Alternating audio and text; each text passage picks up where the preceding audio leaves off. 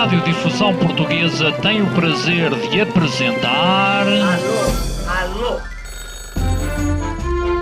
Prova Oral.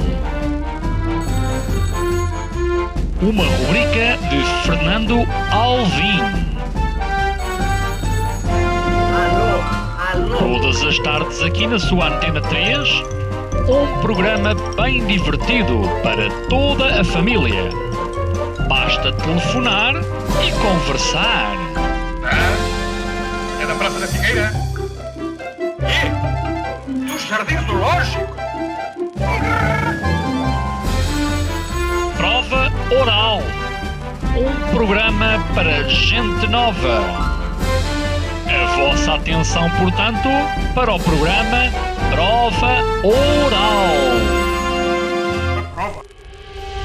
Foi há 40 anos que tudo aconteceu. Hoje foi um dia diferente. Portugal entrou na CEE. Eram 10h20 da manhã quando nos claustros dos Jerónimos se formalizou o Tratado de Adesão. Em 1986, Portugal juntou-se à CEE.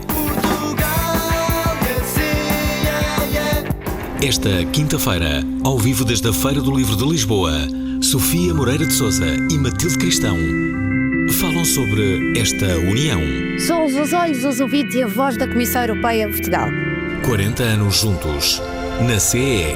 Uma data de bom augúrio para o futuro europeu.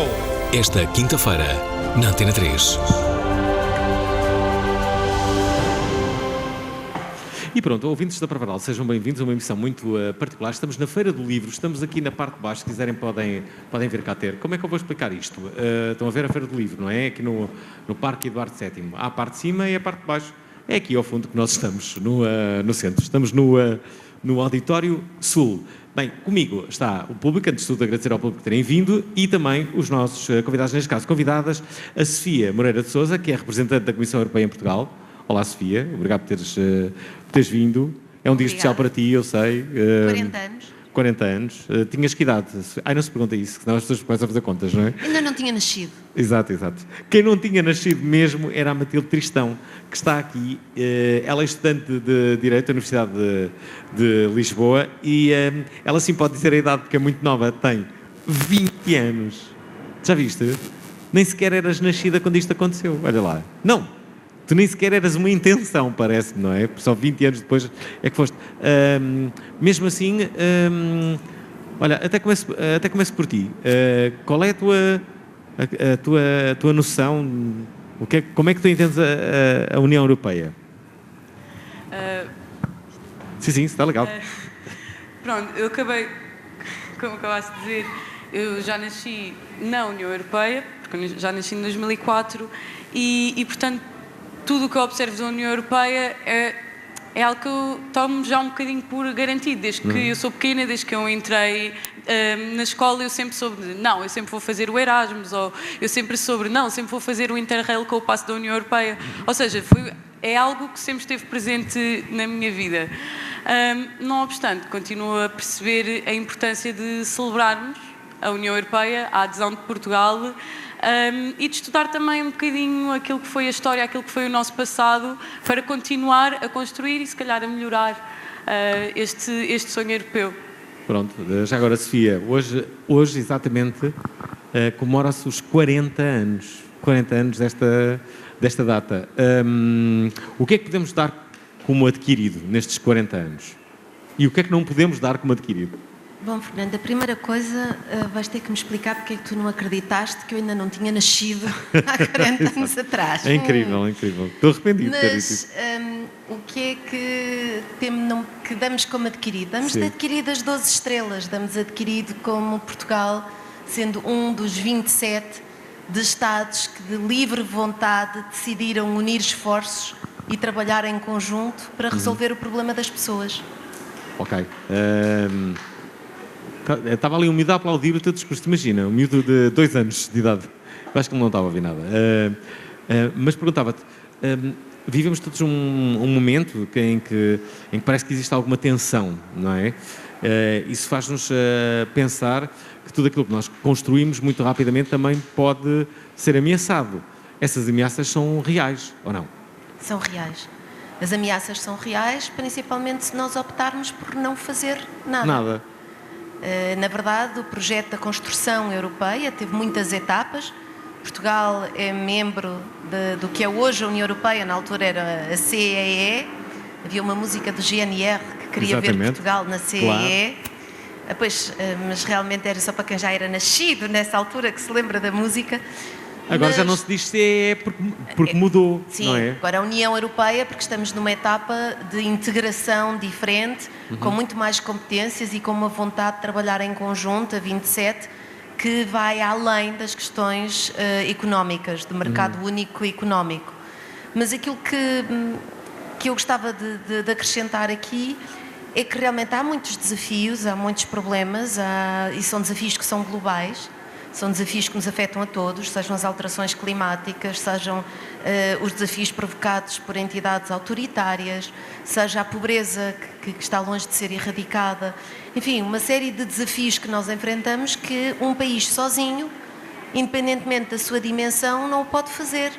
Nós vivenciamos isso no período da pandemia, em que se estivéssemos sozinhos não iríamos ser capazes de comprar vacinas, não iríamos ser capazes de ter um pacote financeiro para incentivar a retoma e a recuperação da economia, não iríamos ser capazes de gerir e de apoiar as pessoas que ficaram em layoff e que não puderam trabalhar e que mesmo assim tiveram os seus salários ou o mínimo das condições asseguradas.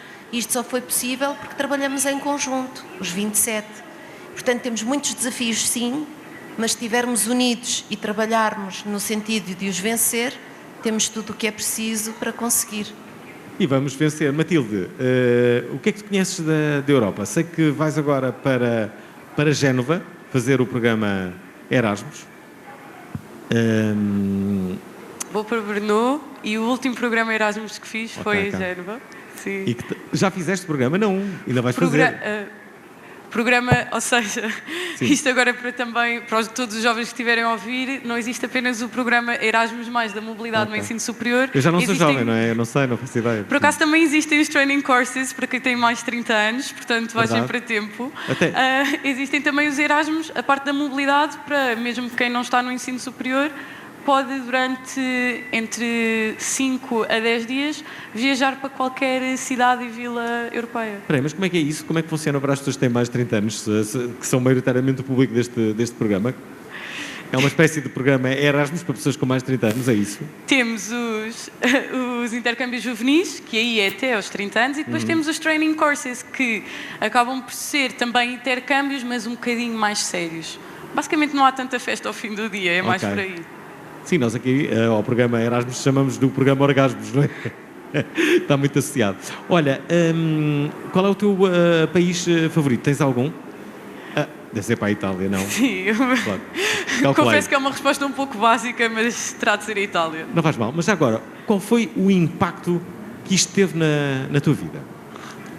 Bem, se perguntarem aos meus amigos, eles vão dizer que foi todo, porque eu não me calo com os intercâmbios juvenis, nem com a União Europeia.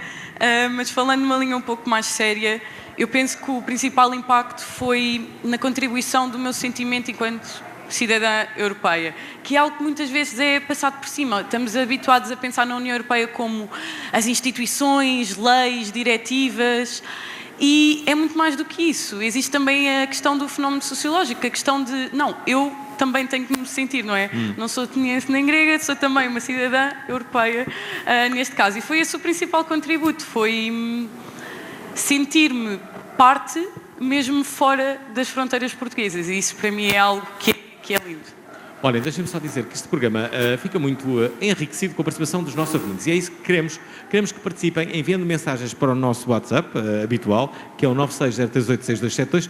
Deixem-nos uma mensagem sobre a vossa experiência europeia. Será que há muitos ouvintes, seguramente que há, que viveram num país da Europa? Se sim, pois contem-nos a vossa experiência e já agora, contem-nos também que ideia que têm da comunidade europeia. O número é este, 960386272.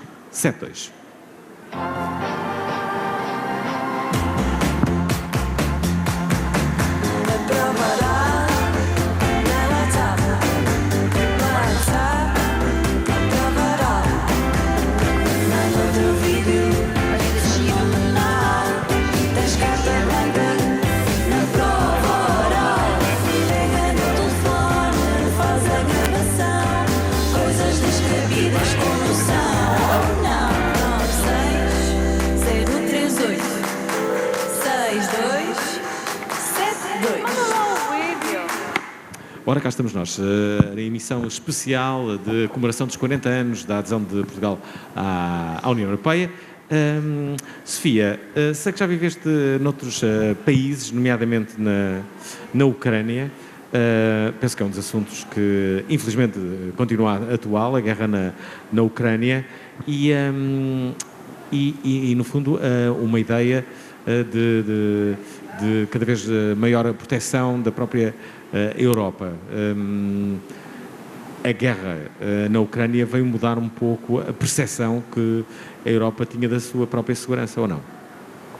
Sem dúvida, porque fez-nos ver realmente que há muitas ameaças e que nós não podemos continuar a viver dos dividendos da paz, que foi alcançada precisamente há 75 anos, com a visão de Schuman de que se os países se juntassem e trabalhassem em conjunto iríamos evitar guerras. É esse o ADN da União Europeia, e de vermos que, na verdade, quando nós temos entidades que não são democracias e que não partilham essa visão, há, sem dúvida, ameaças fortes.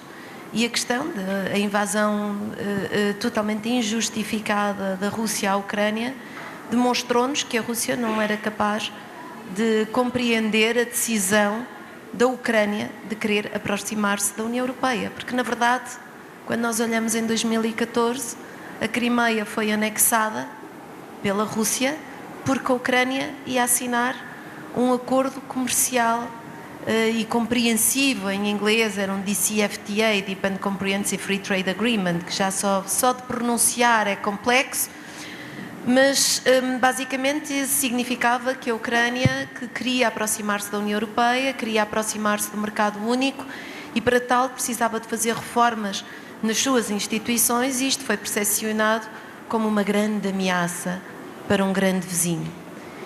E de alguma forma, sem dúvida que a guerra veio-nos demonstrar a nossa vulnerabilidade, no sentido de que precisamos de investir na nossa defesa. Já agora, uma pergunta básica, como se fosse uma criança de 5 anos. Porquê que há guerras? Não estavas à espera desta pergunta, não é? Porque há entidades, pessoas que não conseguem resolver os seus diferendos a conversar, que é o que nós fazemos na União Europeia. Aquelas reuniões infindáveis que acontecem muitas vezes em Bruxelas, reuniões de ministros, reuniões de embaixadores, reuniões de técnicos, reuniões e reuniões e reuniões, na verdade são os fóruns onde cada país e cada região, nós temos vários formatos, apresenta os seus interesses, os seus desafios e procura encontrar soluções. E falo através das negociações, de muita conversa, de muita negociação, de muito compromisso. E depois encontra-se soluções em que não podemos dizer que há um que sai a ganhar tudo, mas que saímos todos a ganhar. Ok, e já agora, porque estamos a falar da comunidade europeia, das guerras, como é que tu vês o Brexit? Olha, Fernando, foi um dia que eu acordei muito triste, porque os meus filhos têm os 2 passaportes. Tens dois quê? Os 2 passaportes são portugueses e são também britânicos. Britânico, não é britânico, do Reino Unido. Ah, é? E então foi um momento muito triste. Na altura estávamos na África do Sul, vivíamos na África do Sul, eu estava em posto. E o meu marido tinha vindo de Inglaterra, tinha ido em trabalho ao Reino Unido. E voltou 3 dias antes e disse-me: eu acho que as pessoas vão votar para sair. E eu achava que aquilo não era descabido. Não pode ser, não vai acontecer. Todos os nossos amigos, conhecemos tantos, todos sabem perfeitamente, são muito críticos e ainda bem que há este espírito crítico. Mas obviamente que não vão querer sair. E ele dizia-me: eu sinto que a resposta ao referendo vai ser uma resposta, mas não é a resposta à pergunta que é colocada. Portanto, as pessoas estão chateadas com muitas coisas, há muito barulho na comunicação social e, acima de tudo, há um grande desconhecimento do que é a União Europeia. E, portanto, corre que é a União Europeia que decide o tamanho das bananas e dos iogurtes no Reino Unido, e há quem se acredite. Depois, infelizmente, houve um evento muito trágico de uma política que foi assassinada em vésperas de referendo e que houve muitas demonstrações e pessoas nas ruas e ela era claramente defensora da integração e da pertença do Reino Unido à União Europeia, e achamos que talvez isso pudesse de alguma forma influenciar, mas o que aconteceu foi que as pessoas votaram e votaram para sair, mas depois no dia seguinte ao referendo a pergunta mais pesquisada no Google era o que é a União Europeia. Dito isto, tenho uma anedotazinha para contar aqui. Vamos lá. Que foi o meu filho, na altura bastante pequenino, numa conversa com os primos e com todos, antes do referendo, e eu ouvia dizer que ia haver um referendo no Reino Unido, porque o Reino Unido queria sair da União Europeia. E então ele vem ter comigo e diz: "Oh mãe, os primos estão a falar, todos estão a falar que o Reino Unido quer sair. Mas quer sair da Europa para ir para onde?" E realmente é uma questão interessante, não é? Para ir para onde? Porque e tu respondias para estar sozinho. Saiu da União Europeia, mas não saiu da Europa e não saiu da partilha realmente, de encontro de soluções para problemas que são partilhados por todos. E, portanto, acabamos de ter uma cimeira com o Reino Unido. Achas que o Reino Unido vai voltar? Acho que neste momento não é essa a questão. A questão principal é temos que trabalhar em conjunto. O Reino Unido conhece muito bem a União Europeia e os mecanismos de tomada de decisão e temos uma cooperação muito, muito próxima e cada vez maior na área, nomeadamente da segurança, mas também nas pescas, enfim, na energia, e é um parceiro muito importante.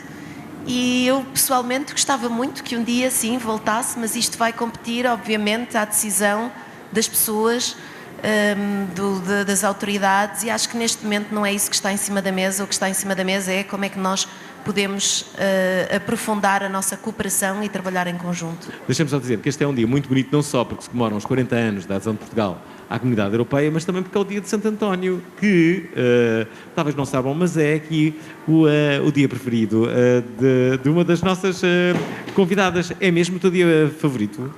É sim, e eu porque é um santo casamenteiro, tu queres casar, é isso? Não é tanto por aí, okay. Mas eu acredito que seja um bocadinho de destino, porque solto aqui uma curiosidade: os meus pais conheceram-se na noite de Santo António e, portanto, toda a minha existência se deve a este dia. Portanto, por isso é que gostas tanto do dia. Se não houvesse Santo António, não estava aqui na Feira do Livro. Incrível, há 20 anos conheceram-se. Não, deve ter sido há mais um bocadinho, não é? Sim. Não sabes, não faço ideia. Quanto tempo é que eles namoraram antes de tu nasceres? Antes de eu nascer... Eles já eram casados quando tu nasceste? Já. Foi 10 anos, acho. Ok. Portanto, então foi há 30 anos que fazer as contas. Sim, foi há 30 anos. Olha, estavas aqui a dizer que ias para Génova. Estás a tirar também um curso de Direito, como disse logo no início. Há uma particularidade, és cinturão negro no judo. Alguma vez precisaste de usar essa tua habilidade para te defenderes? Ou nunca foi necessário? Não, nunca foi preciso. Até hoje eu só utilizei para ser assim o meu party trick, quando eu vou sair à noite. Que também é uma utilidade. Olha, aqui a Sofia falava sobre, às vezes, algum desconhecimento da própria União Europeia, dos valores que defende, do que pratica. Sentes isso na tua geração? Sim, isto é uma pergunta que divide muitas opiniões, não é? Eu vejo muito esta pergunta quase como a velha pergunta do que é que veio primeiro, o ovo ou a galinha. Portanto, são as instituições que não são próximas o suficiente dos cidadãos, ou são os cidadãos, neste caso os jovens, que são desinteressados? Eu penso que estar a transformar a conversa num jogo de culpas não é o caminho a seguir, mas tenho tendência a acreditar que somos sim uma geração de jovens interessados. Nunca podemos tomar a parte pelo todo, nunca podemos olhar para determinados jovens que se calhar não se interessam tanto com as questões europeias, não se interessam tanto com a cultura e pensar, não, é isto que marca uma geração. Todas as gerações tiveram os seus handicaps, todas as gerações tiveram as suas dificuldades, os seus desinteresses. A minha não seria exceção. E, portanto, nós temos que perceber quais é que são, então, esses grandes problemas, normalmente associados às redes sociais, à superficialidade, a não querer dar mais do que 10 segundos de atenção a algo, mas também existe o outro lado da moeda, portanto, somos sim jovens interessados. Olha, quais são os grandes problemas da tua geração? E já agora pergunta aqui à Sofia, quando tinhas 20 anos, Não foi assim há tanto tempo, não é? Quais eram as tuas preocupações naquela altura? Se calhar eram bem diferentes da geração aqui da Matilde. Matilde deve ser tipo habitação e... Sim, é a habitação, sentir que não temos um lugar no nosso país e talvez, lá está, a questão de vivermos num mundo em que somos bombardeados com informação, mas sentir que estamos totalmente desinformados. Não sabemos um bocadinho para que lado é que nos devemos de virar para receber uma orientação. Tu achas que não tens lugar, ou achas que a tua geração acha que não tem lugar no nosso país? Eu, pessoalmente, não me enquadro neste grupo, porque eu acredito que sim, mas do que eu falo com os meus colegas, a maior parte sim, pensa de, não, se eu quiser ter efetivamente, é muito mais no lado da carreira, se eu quiser ter uma carreira, eu vou ter que ir para fora e já pensam em criar os filhos, que ainda são só hipotéticos, no estrangeiro e tirar o mestrado no estrangeiro, que atenção, é algo positivo, mas simplesmente sentem que não terão bases sólidas para ficar cá. Ok. Sofia, e tu?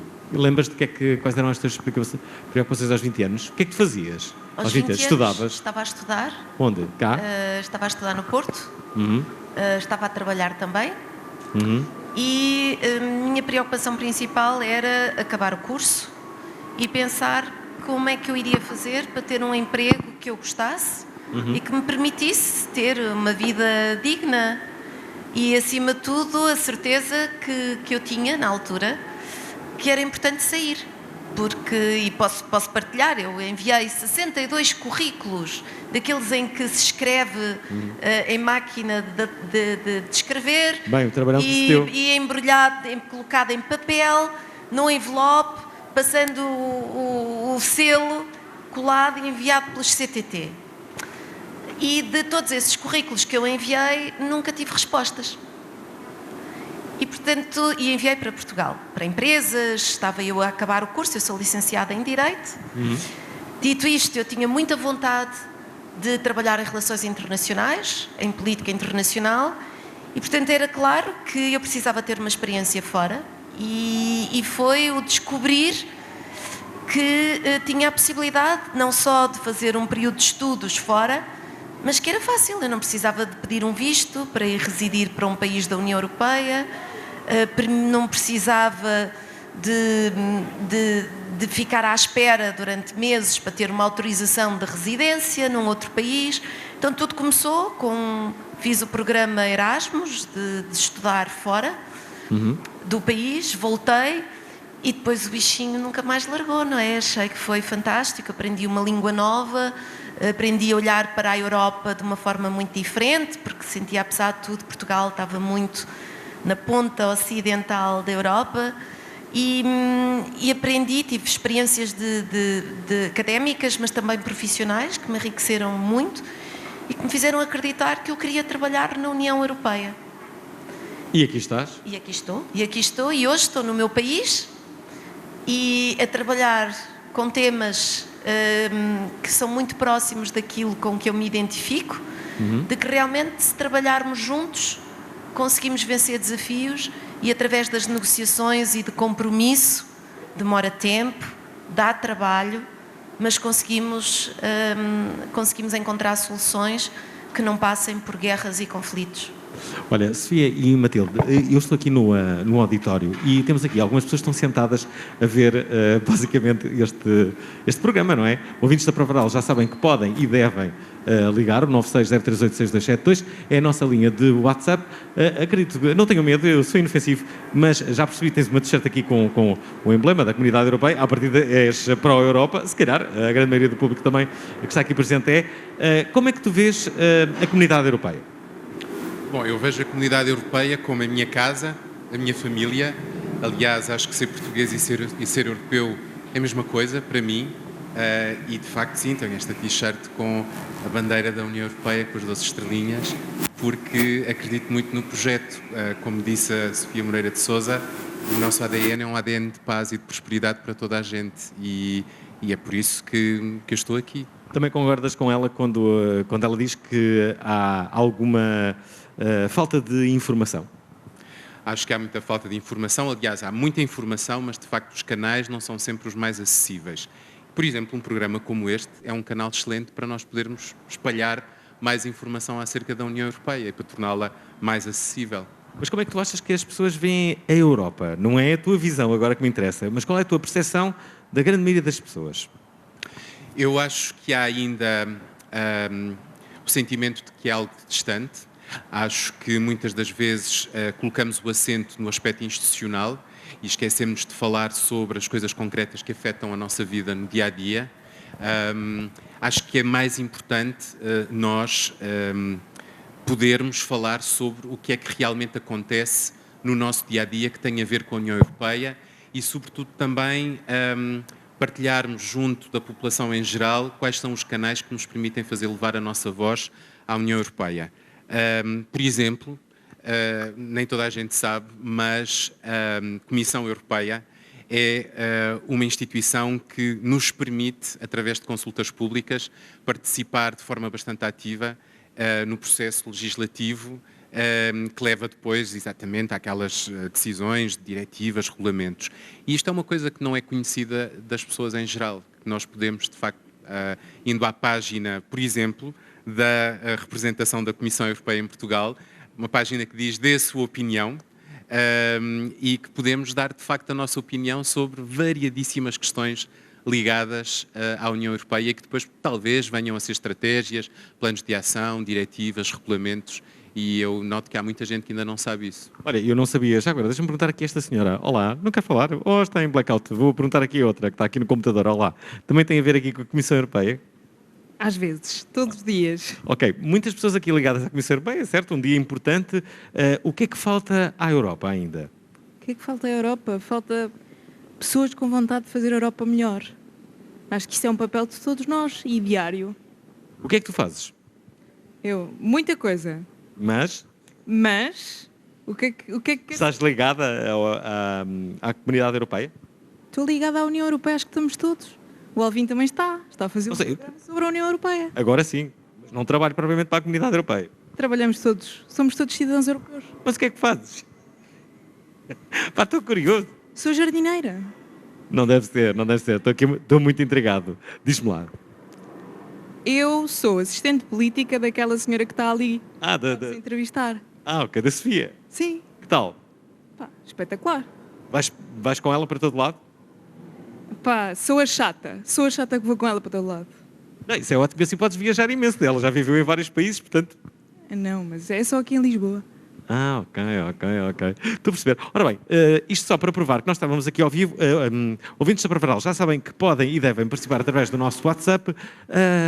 A ideia que eu tenho, às vezes, Matilde, é que as pessoas olham para a Europa com algum desinteresse, ou como se fosse uma coisa chata.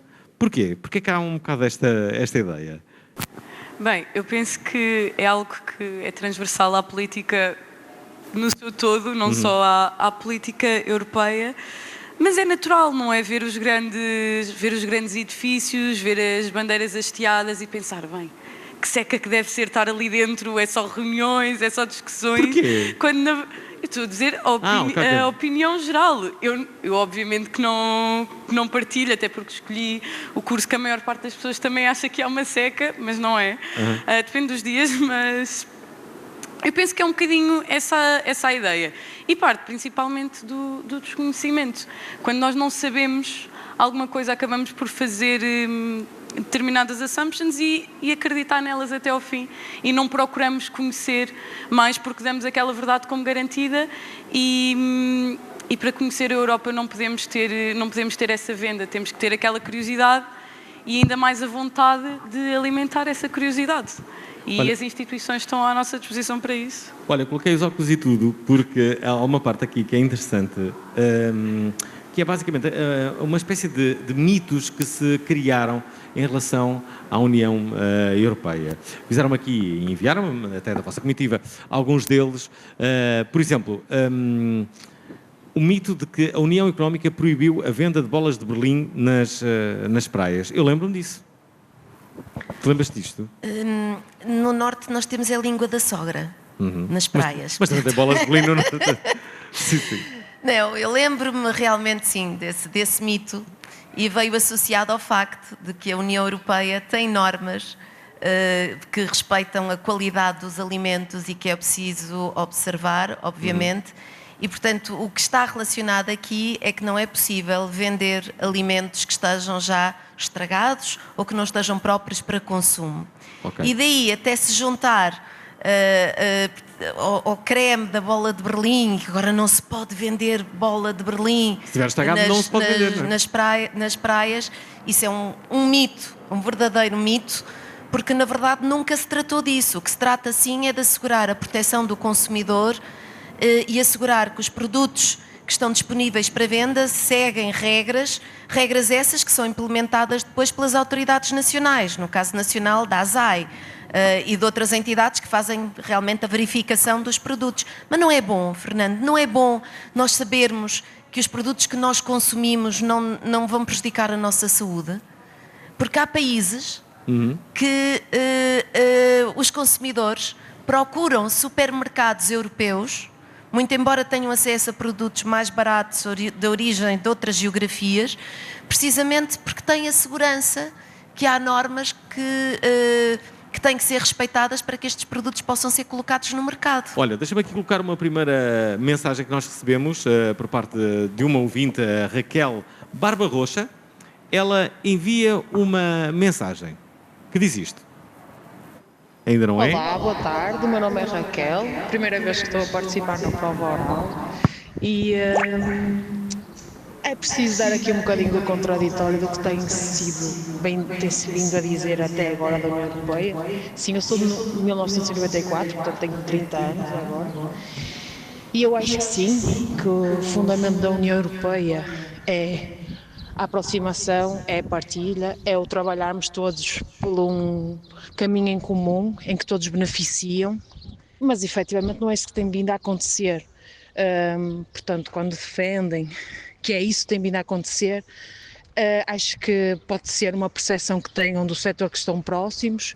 Eu estou próxima do setor da agricultura e das pescas, e aquilo que de facto se viu ao longo dos anos foi que a União Europeia veio trazer cotas e veio trazer subsídios que nos impediram de nos mantermos ativos na agricultura, ativos e concorrentes e mais eficientes, porque aquela história dos subsídios para não produzir é verdade, ok? Porque foi isso que aconteceu. Se formos falar das pescas, aconteceu exatamente a mesma coisa. Foi a União Europeia que trouxe isso a Portugal. Nós temos barcos de outros países a pescar no nosso mar e, portanto, não podemos defender a União Europeia nesse aspecto. Também foi a União Europeia que nos trouxe a parte de tirarem a industrialização ao país, para beneficiar outros países da União Europeia, porque isto é estratégia, e é estratégia das grandes máquinas, das Alemanhas, das Franças. Quando eu digo plural, porque não são só Alemanha e França, onde haver outras potências que também lhes interessa, e nós, Portugal, estamos efetivamente a não sair beneficiados deste pacto da União Europeia, que eu acho efetivamente que a ideia era muito boa, mas que efetivamente não está a correr bem para os países menores. E foi exatamente por isso que o Reino Unido saiu, porque o Reino Unido percebeu que ia começar a ter cada vez mais regras impostas à sua produção própria, à sua produção própria de alimento e de indústria, e isso não funciona, não é? E eles perceberam a tempo, não tinham mudado a moeda e isso também lhes permitiu fazê-lo. Nós, enquanto Portugal, seria muito mais difícil. Agora, é por causa da União Europeia que nós não temos mais industrialização, mais produção agrícola, mais pesca. E portanto, queria deixar o meu contributo, porque de facto só tenho ouvido falarem do contrário àquilo que eu estou agora a trazer. Ora está, uma mensagem da Raquel Barba Roxa, é uma mensagem importante que eu gostava que tu comentasses. Esta é a percepção da Bárbara. E agradeço imenso, acho que é muito importante termos realmente aqui o contributo dela, e é possível. Gostava muito de convidar a ver no nosso site e a nos consultar na representação da Comissão Europeia, onde temos várias informações em detalhe que eu agora não terei a oportunidade de ir ponto a ponto, mas gostava de pegar aqui em alguns dos pontos é verdade e o que é falso que ela mencionou. Primeiro, que temos barcos de outras nacionalidades a pescar no mar português. Quantos barcos portugueses temos a pescar no mar de outros países, e nomeadamente países da União Europeia? Quantos barcos? Eu fui embaixadora em Cabo Verde, um país com quem nós temos um acordo de pescas, onde Portugal, um acordo de pescas da União Europeia, em que permite que embarcações portuguesas possam pescar nas águas deste país, em que o peixe possa ser depois utilizado em conservas por empresas europeias, que depois vendem também aqui no nosso país. E estes acordos internacionais não seriam possíveis porque Portugal sozinho não conseguiria ter a capacidade de celebrar acordos internacionais. Não teria o mesmo nível de atratividade, de atração. Temos também os financiamentos da União Europeia para o melhoramento das embarcações, dos quais muitas companhias e pescadores já puderam utilizar precisamente esses financiamentos. Cursos sobre não só de regras fitossanitárias, mas também de como se preparar para assegurar o bom mantimento e a qualidade do peixe, e as regras depois do tamanho do peixe que pode ser pescado, para evitar, por exemplo, que se pesque peixes que estão ainda a crescer e com isso esvaziar completamente a vida marinha nos nossos mares. Mas também gostava de ir à agricultura. Sim. Aquela história dos subsídios para não produzir. Não, isto não são subsídios para não produzir. Aquilo que nós estamos a falar, a política agrícola comum, que é 1/3 do orçamento comunitário e de que Portugal beneficia de uma forma considerável. Nós tivemos agora há dias na Feira da Agricultura em Santarém com o comissário responsável pela pasta, que veio durante 2 dias ouvir os agricultores, as confederações, as associações de agricultores, precisamente ouvir as suas preocupações e a pensar já de como vai ser definida a próxima política agrícola comum. E uma coisa é certa, nós temos objetivos com a política agrícola comum. O primeiro é assegurar a segurança alimentar dos europeus. E nós verificamos isso, que mesmo com a invasão da Rússia à Ucrânia, nunca esteve em causa a segurança alimentar na Europa, porque a nossa política agrícola comum realmente funciona. Mas obviamente que aqui são 27 países e cada país, a nível nacional, faz a distribuição das verbas e a declinação das diretivas, porque a diretiva direciona, mas depois são as autoridades nacionais que fazem para a lei nacional, traduzem para o contexto nacional e fazem as suas leis e que implementam e que fazem a distribuição também dos pacotes financeiros.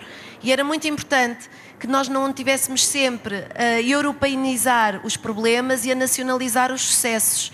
Há assim, e a própria decisão das políticas europeias, vamos lá ver, quem é que decide? Quem é que decide na Europa? Quem? São os Estados-membros, são as pessoas que nós elegemos. A primeira entidade a decidir, a Comissão Europeia, faz propostas legislativas que são depois decididas e votadas pelo Parlamento Europeu, aquelas pessoas que nós votamos e que tivemos a oportunidade de votar no ano passado, nas eleições europeias. E depois, os eurodeputados, que depois a proposta que sai vai a Conselho. Quem é que se senta em Conselho? São os representantes dos Estados-membros, são os nossos governos. E finalmente validadas em Conselho Europeu. Quem está no Conselho Europeu? Chefes de Estado e de Governo dos 27.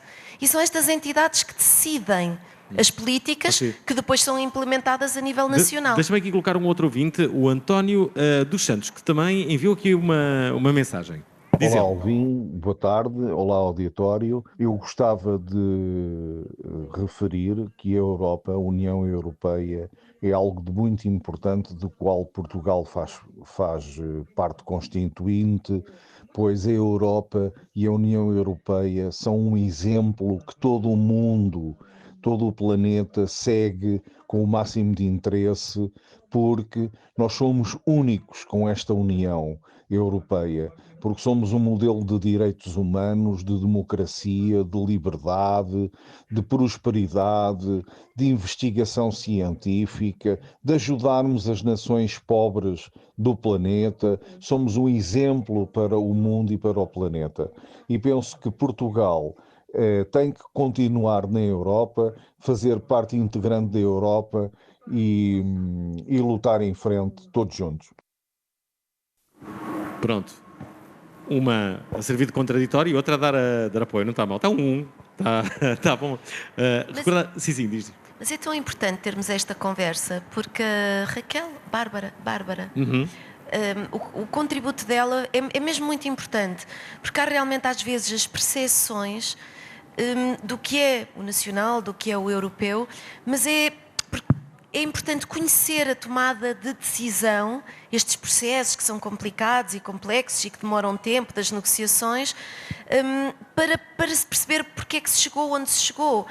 E, como foi referido já, nós temos procedimentos de consultas, além de podermos eleger quem nos representa na tomada de decisões, há vários procedimentos de consultas, quer a nível dos atores económicos, como a nível individual de cada cidadão que pode participar e apresentar como vê as soluções para estas questões. E é muito importante termos a ocasião e a oportunidade de falarmos sobre o que é a União Europeia, como é que se tomam as decisões e como é que isso se reflete na nossa vida.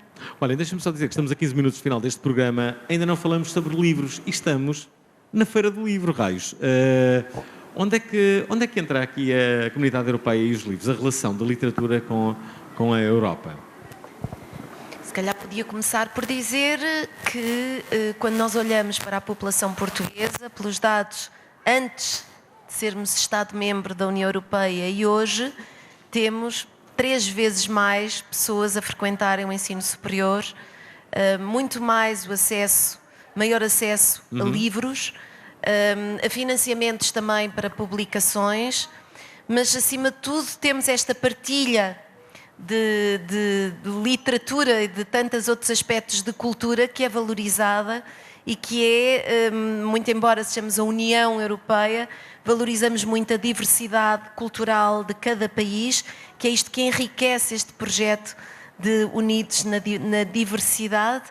Somos diferentes, mas há uma série é importantíssimo até para começar, porque é nos livros que nos podemos inspirar e educar. Hoje lê-se muito pouco. Já agora, é verdade isto? A tua geração lê muito pouco, Matilde?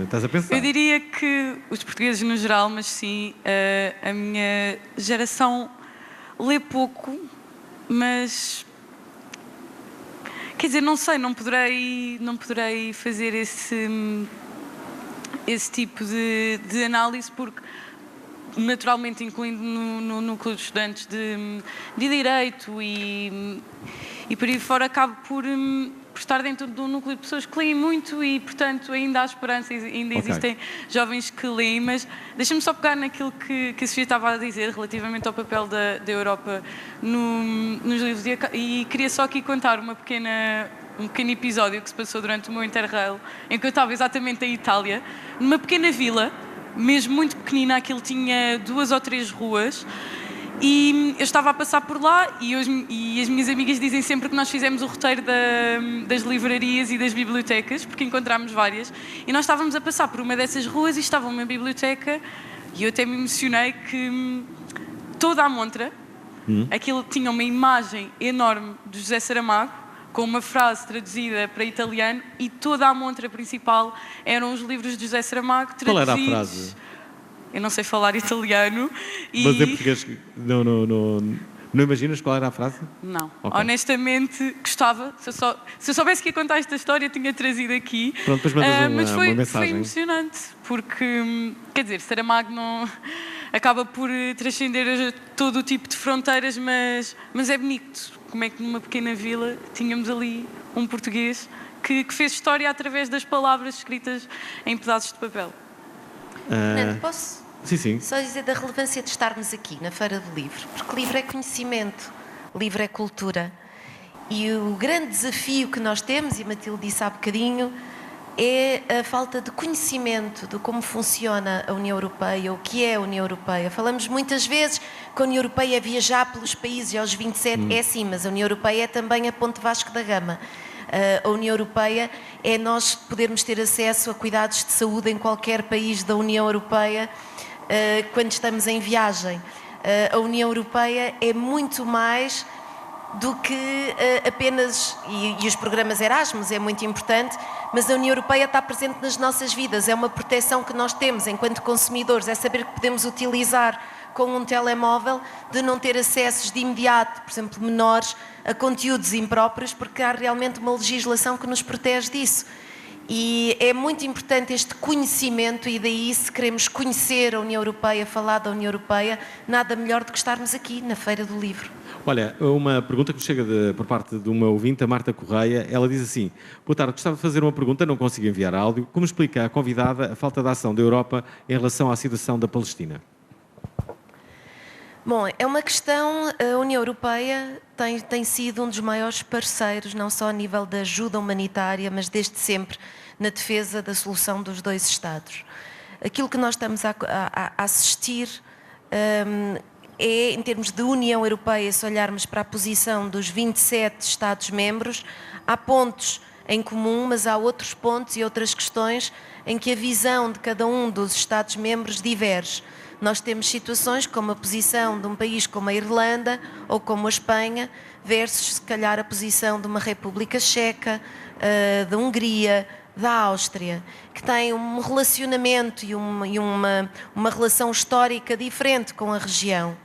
O que nós estamos a fazer em termos de União Europeia, primeiro, é tentar apoiar ao máximo a minimizar a crise humanitária a que estamos a assistir, porque é essa a gênese da União Europeia, através das negociações e olhando até para os nossos acordos, nomeadamente com Israel, acordos comerciais, de ver o que mais é que nós podemos fazer, sendo que o objetivo primeiro é encontrar uma solução e salvar vidas, e encontrar uma solução que seja negociada, que seja trabalhada em conjunto, mas obviamente que é algo muito complexo, muito difícil, e que a política externa ainda é uma prerrogativa de cada Estado-membro.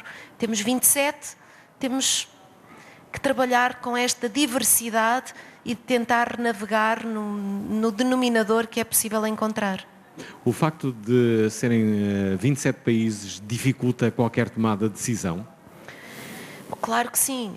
A tomada de decisão a 27 é mais complicado do que a tomada de decisão a 3, não é? Isso nós vemos até quando estamos no jogo, quando somos sócios de um clube, quantos mais sócios existem, mais complicado fica a tomada de decisão. Dito isto, fala-se muito que a Europa às vezes, por vezes não resulta justamente por causa disso. Ou que é mais burocrática, mais lenta? Eu nunca diria que não resulta. Há um ditado que diz: quem quer ir depressa vai sozinho, quem quer ir longe vai acompanhado. E as soluções que são encontradas são soluções que são sustentáveis, que são duradouras, porque acautelam vários prismas e vários pontos, vários interesses, mas também pontos de visão diferentes. É complexo e demora, sim, demora. Mas qual é a opção? Largar uma bomba para impor a sua vontade? Qual é a opção? Fechar as economias? Passarmos a uma política protecionista? Termos os agricultores em Portugal a produzir só para o mercado nacional? E aquilo que não conseguem produzir, vamos buscar onde? E os excedentes, vendemos a quem? E, portanto, se nós pensarmos na abertura que necessitamos, nós precisamos trabalhar uns com os outros. O mundo do século XXI não é compatível com a noção de pequenos ou grandes, de Estados sozinhos. Não funciona. Uma pandemia não é resolvida por um país. Uma guerra não é resolvida. O apoio humanitário, a luta contra a pobreza, as lutas contra as alterações climáticas, porque arriscamos a ficar sem planeta, não é algo que seja resolvido por um país. Portanto, temos que negociar e trabalhar e continuar sempre em frente, com muita vontade de permanecermos unidos. Deixa-me só dizer que estamos a 5 minutos do final desta emissão. Parece-me óbvio que temos de falar sobre o futuro, mas antes disso temos de falar também de redes sociais. Como é que tu vês as redes sociais? Há quem as veja já como um problema e até para uma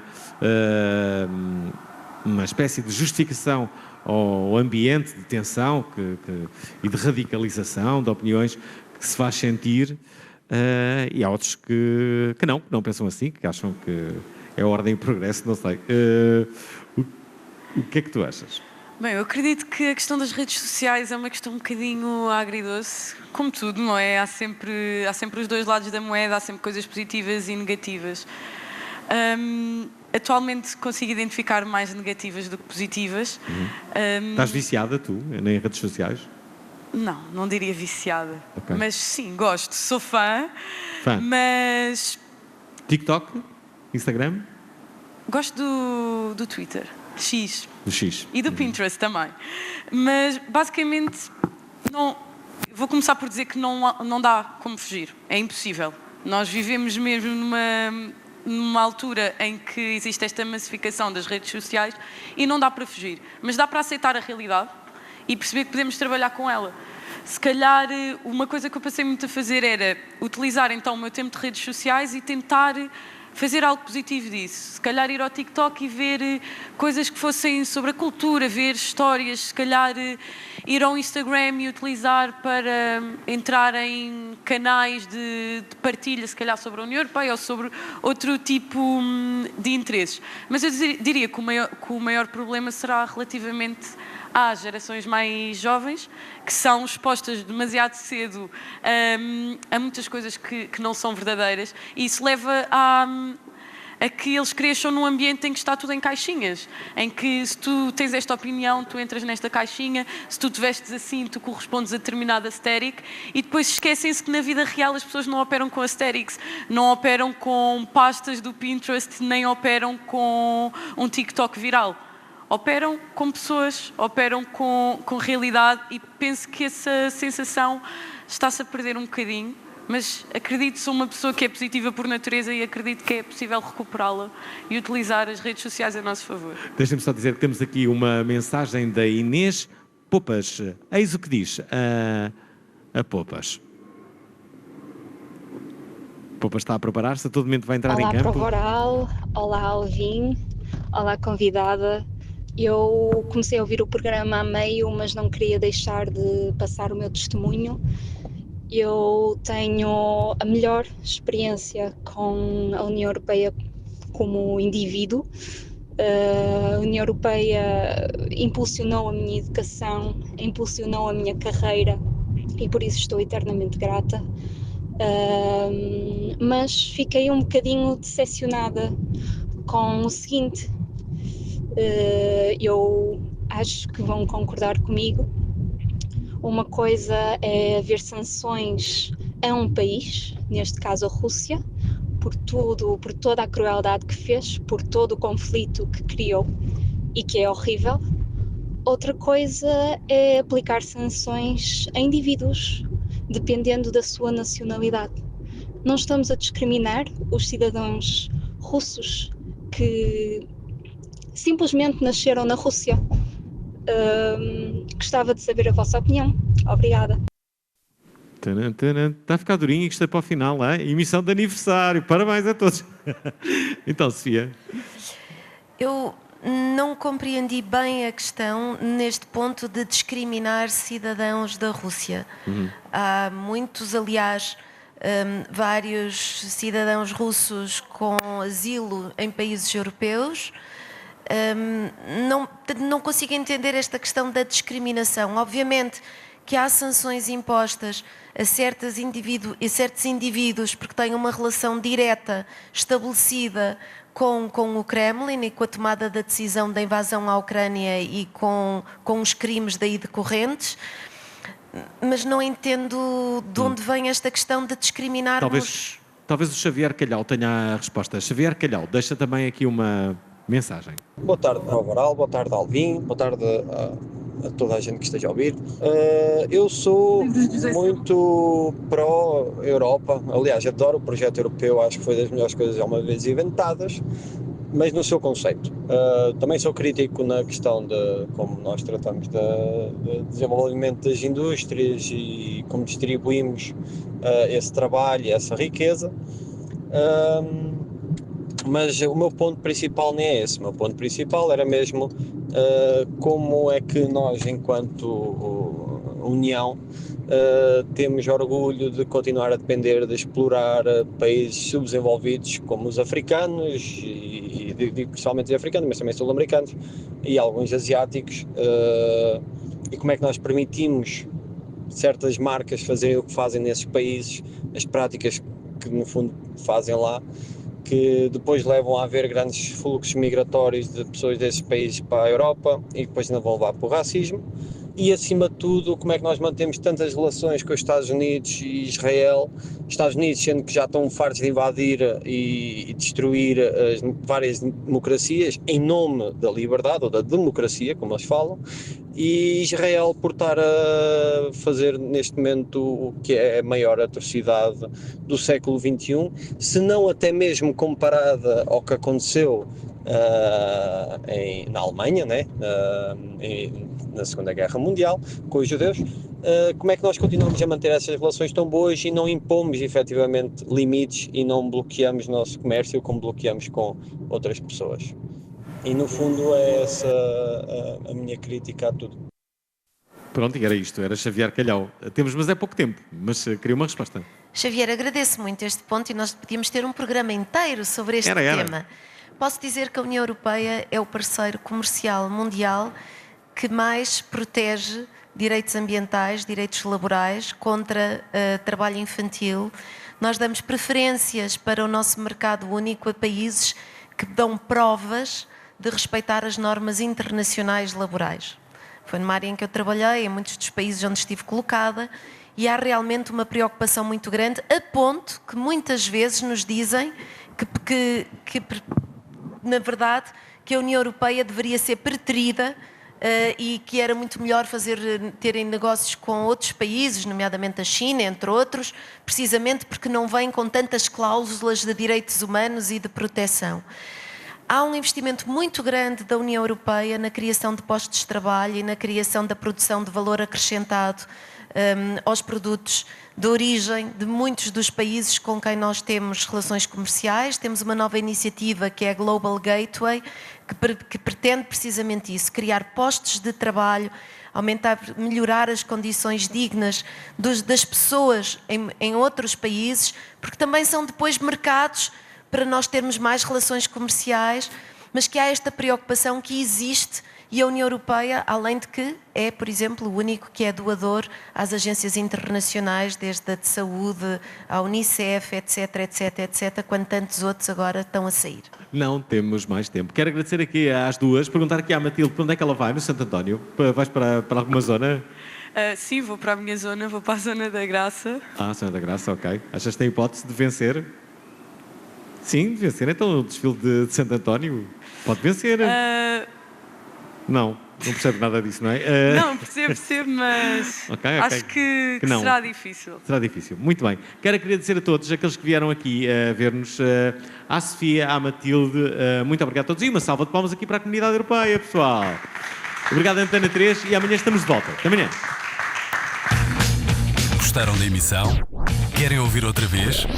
Ouçam, partilhem, comentem. rtp.pt/play, o podcast da Prova Oral.